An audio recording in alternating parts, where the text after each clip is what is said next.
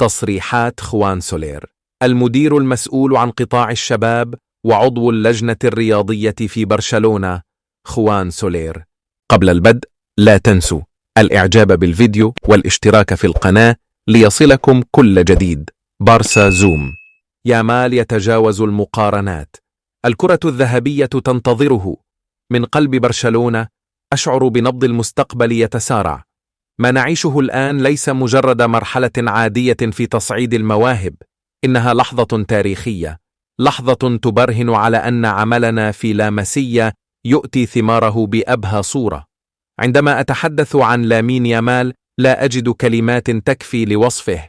إنه يتجاوز كل المقارنات، لاعب استثنائي بكل معنى الكلمة، ظاهرة كروية لا مثيل لها. تحت قيادة مدرب بقيمة هانز فليك يتألق هؤلاء الشبان ويامال على رأسهم بطريقة تذهل الجميع وتثبت أن الجودة الحقيقية لا تعرف العمر. دعونا لا نتهرب من الحقيقة. الحديث عن فوزه بالكرة الذهبية في هذا العمر المبكر ليس مجرد أمنية، بل هو توقع منطقي. صحيح أن هذا أمر استثنائي، لكنه مرشح محتمل بقوة لهذه الجائزة المرموقة، خاصة بعد الأداء الجماعي المذهل الذي قدمه برشلونة هذا الموسم، والذي سمح لنجوم مثل يامال بالصعود والتألق على الساحة العالمية. إمكانياته الفنية هائلة، وتطوره المذهل يوما بعد يوم يؤكد أنه يسير في الطريق الصحيح. نعلق آمالا ضخمة على يامال في الاستحقاقات الكبرى القادمة.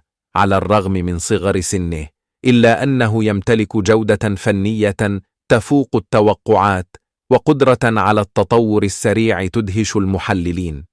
حماسنا لما سيقدمه في السنوات القادمة لا يوصف، فهو يحمل على عاتقه جزءا كبيرا من طموحات النادي. وليس هذا فحسب، فتأثيره يتعدى حدود الملعب. حتى على صعيد الشعبية تفوق يامال على الجميع في عدد القمصان المبيعة، وهذا يبرهن على مدى الحب الذي يحظى به. جمهورنا يعشقه، وهذا أمر طبيعي، فبعد رحيل الأسطورة ليونيل ميسي كان النادي في أمس الحاجة لرمز جديد يلهم الجماهير.